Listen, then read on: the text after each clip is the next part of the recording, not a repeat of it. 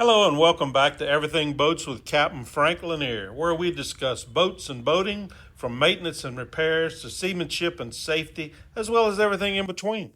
This podcast is a companion to my YouTube channel of the same name, so if you like and find it useful, be sure to subscribe and please check out my YouTube channel as well, where you'll find hundreds of informative videos on pretty much every boating topic imaginable. So today's podcast is based on a segment of my YouTube channel called Ask Captain Frank. And this is where I take questions from my YouTube channel viewers, customers of my marine survey business, or just people randomly calling me up trying to get me to answer shit for free. So to give you a little bit of background info, today's question is going to be about winterization, how to properly winterize your boat or how not to properly winterize it. And again, to give you some background info, this was a question I received from a client of mine. We had a survey scheduled for a larger sailboat, and it's January, so you have freezing temps and cold. And in fact, the survey that we had scheduled had to be postponed due to inclement weather, bad freezing rain, snow, freezing temps, and everything else. So we had to postpone the survey. The client was a little bit concerned because he heard how the owner had planned to quote unquote winterize the boat while waiting for a proper weather window to do the survey.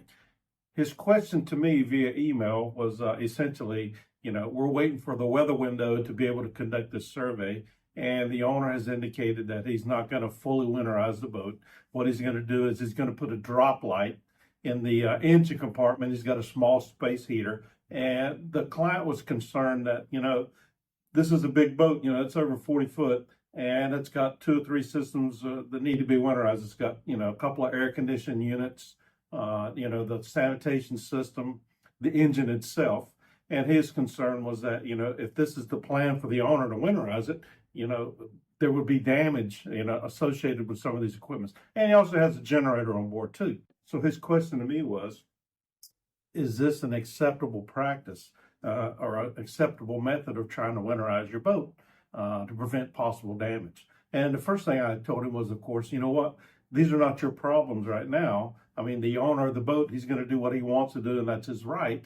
And if there's any issues with the systems that he didn't winterize, then we'll find it during the survey, and then he's on the hook to fix it, right? So we, try to make sure that he understands that these are not his problems yet. However, he is concerned. I'm located in Virginia, and that's where the boat is located at. And while it's, fairly mild most of the time for, during the winter, it does have snaps of, bitter cold weather, times it'll get down into the lower teens or single digits.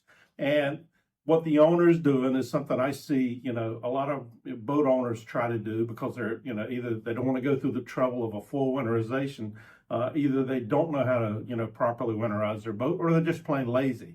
Typically, it's one of those two. And the issue is, let's say, for example, in this case, the owner has, I'm going to hang a drop light, in my engine compartment, and I'm going to have a small space heater. Well, the problem is, if this is what you're relying on to keep your boat system from freezing, what happens if you have a winter storm roll through and you lose electricity, or the breaker trips at the dock? Now, you have no electricity and you have no any form of winterization on board. Even this redneck version, with a drop light, in the engine compartment. I had one guy, and I remember this pretty vivid, is that the guy, his winterization process was, I'm gonna, just like this dude, my dad didn't raise no fool. I remember Grandpa, he used to hang a drop light, in the pump house so that it wouldn't freeze. And that's what I do for my boat. And I'm thinking, well, yeah, but you know what? You're using an LED light, and it's probably not going to generate the heat that Grandpa's old incandescent light did, right? The bottom line is, if you've got to winterize a boat, do it properly to avoid a lot of headaches and a lot of pain later on. If you have a stretch of brutally cold winter, which we do, and we've just recently had, with 4 or 5 inches of snow, then you have no protection on these systems, and you're probably going to have some damage. That's the one thing that I will say. The guys up north, they know you got to winterize stuff or it's going to freeze, right? Here down in the south, from the Mason-Dixon line south, we tend to be a little lazy. Sometimes boaters tend to be a little lazy because, well, it's not going to be cold, but for a few days it's not going to, be really freezing. That's where you have more freeze damage to engines and systems down here in the South than you do up north. Because again, up north, they know we got to winterize stuff and they do it properly. Here, we try to kind of skirt the issue and get away from it, try to slide by hanging the drop light in the engine compartment or not even doing anything. And then when you have your freezing temps and you have no protection at all and everybody's caught by surprise, and there's where you have your damage to your systems. I hope you enjoyed today's podcast.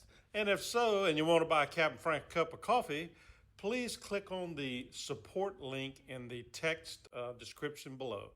All monies received, not spent on coffee, will go towards making even more awesome podcasts for my channel.